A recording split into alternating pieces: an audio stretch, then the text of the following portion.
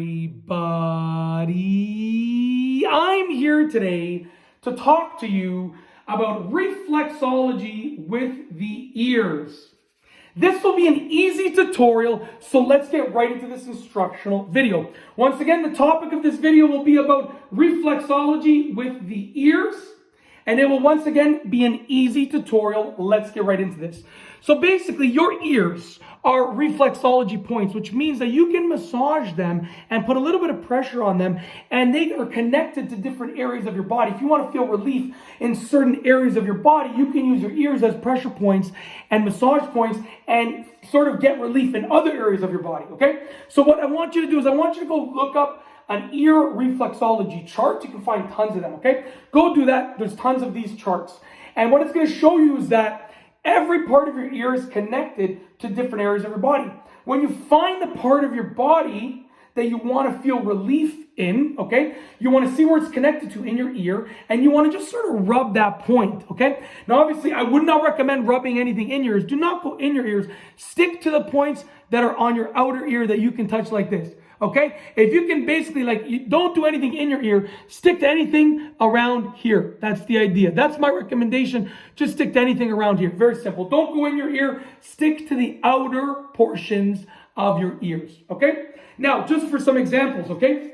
So your eye is in the middle of the lobe. So basically your eye, if you feel some pain in your eye, some pressure in your eye, you can go to the middle of your earlobe right here, just the middle, and just rub that. But just very little pressure. Just rub that, very little pressure. And that should give you a little bit of relief in your eye. Eventually, it does, you're gonna have to do it for a few minutes, but just a little bit of rubbing in the middle of the earlobe, okay?